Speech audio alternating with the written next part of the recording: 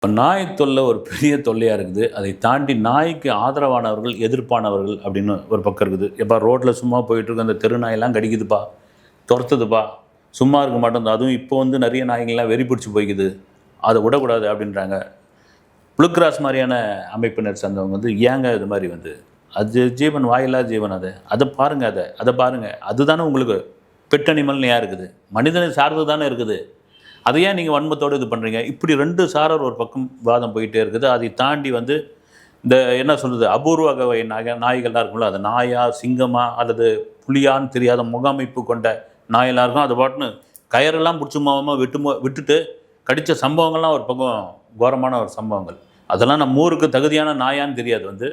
ஆனால் நம்ம என்ன சொல்கிறது, வசதி படைத்தவங்க அவங்க கண்டிப்பாக வாயில் ஒரு பூட்டு போட்டு அதுக்கு ஒரு மாதிரி என்ன சொல்கிறது, ஒரு ஜல்லடை மாதிரி ஏதோ ஒன்று மாட்டி அதை கொண்டு போங்கன்னா, அதையும் மாட்டாமல் கயிறையும் பிடிக்காமல் அது பாட்டுன்னு விட்டால் அது வந்து நின்றுதுன்னா வந்து அது நாயா சிங்கமாக புலியான்னு தெரியாத நடுங்கி போன சம்பவங்கள்லாம் இருக்குது.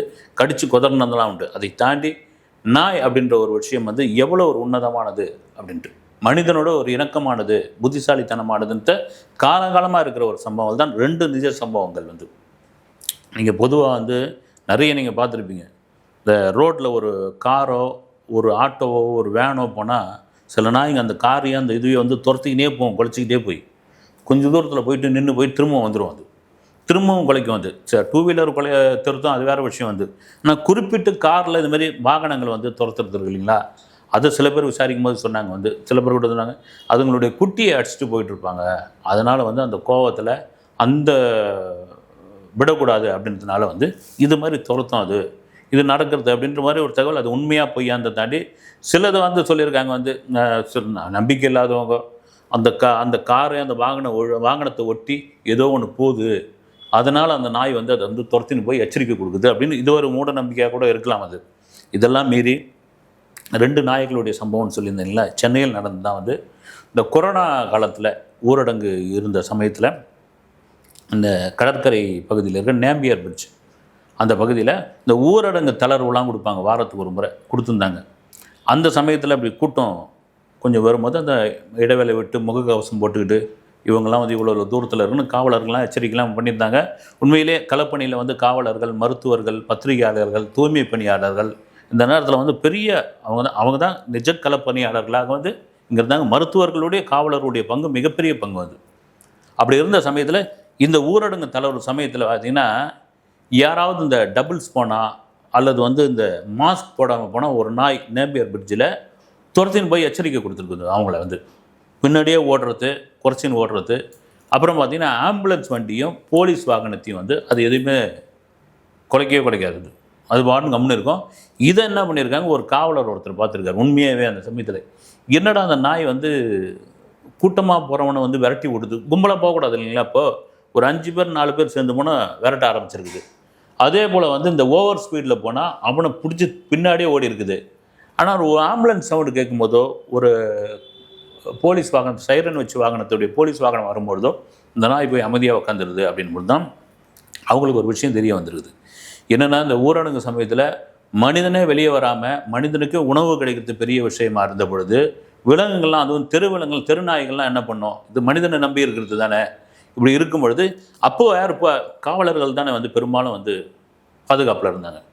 அப்போ என்ன பண்ணிருக்கு, இந்த நாய் அந்த பகுதியில் இருக்கிற ஒரு நாய் வந்து அந்த நேம்பியர் பாலம், அந்த கடற்கரை ஓரம், அண்ணா சதுக்கம் இந்த மாதிரியான ஏரியாக்களில் சுற்றிட்டு இருக்க ஒரு திருநாய் இது.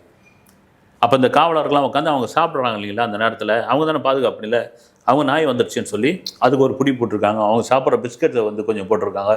இப்படியா பழகி இவங்க யாரெல்லாம் அந்த சமயத்தில் மிரட்டுவாங்க வந்து மிரட்டுறாங்க. இந்த கும்பலாக வரவங்களை வந்து ஏன் கும்பலாக வரீங்க போங்க அப்படின்னு சொல்கிறது.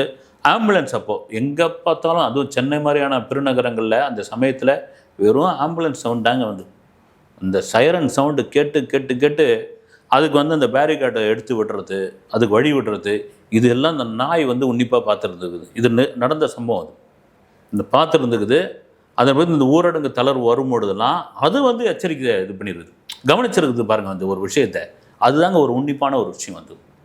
இதுதான் வந்து ஒரு காவலர் கண்டுபிடிச்சிருக்காரு. அடடா, இதுக்கு வந்து நம்ம கூட இருந்து பழகி நம்ம சோறு போட்டு நம்ம செய்கிற விஷயங்கள்லாம் கவனிச்சிருக்குது.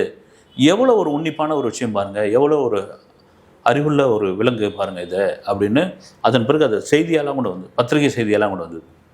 இது இது ஒரு பக்கம் இருக்கும்போது, இதே போல் தான் ஒரு 5-6 வருஷத்துக்கு முன்னாடி நிறைய பேருக்கு தெரிஞ்சிருக்குன்னு நினைக்கிறேன். சென்னையில் இருக்கிற பார்க் ரயில்வே ஸ்டேஷன் வந்து, பார்க் ஸ்டேஷன் ரொம்ப பிரபலமான ஸ்டேஷன் வந்து. ஏன்னா நீங்கள் பார்க் ஸ்டேஷனில் இறங்கினா தான் நீங்கள் வந்து சென்ட்ரலுக்கு போக முடியும், கனெக்டிங் நீங்கள் சென்ட்ரலுக்கு போக முடியும்.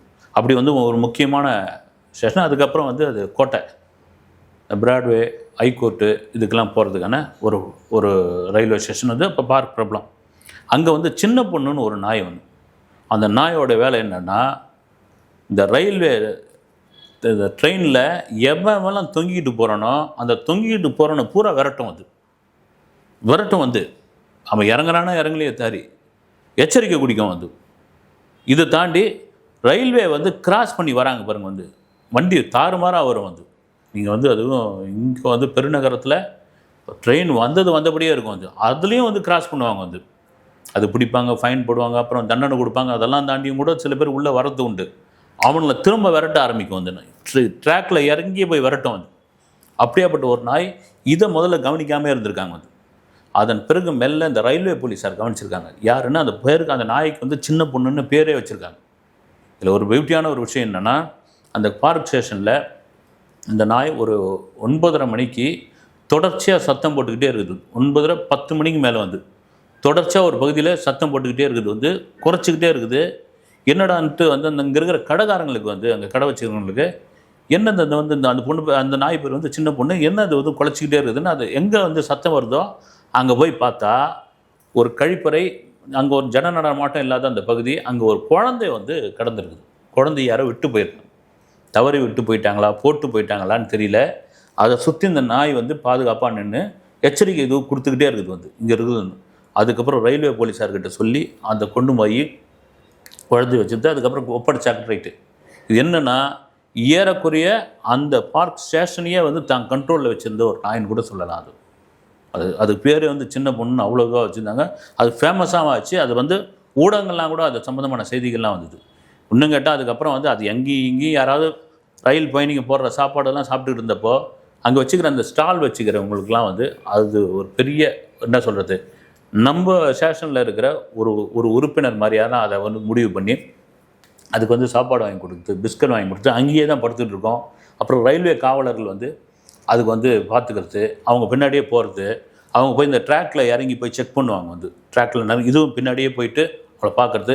இது எவ்வளோ பெரிய விஷயம் பாருங்கள் வந்து. அதன் பின்னாடியில் அந்த நாய் அது பற்றிய செய்தி வந்த பிறகு கடலூர்லேருந்து ஒருத்தர் நினைக்கிறேன், கடலூர்லேருந்து ஒருத்தர் வந்து அந்த நாயை பார்த்துட்டு போய்கிறார். ஏன்னா அவர் தான் அந்த நாயை கொண்டு வந்திருக்கார், கொண்டு வந்து இங்கே விட்டுட்டு போயிருக்கார்.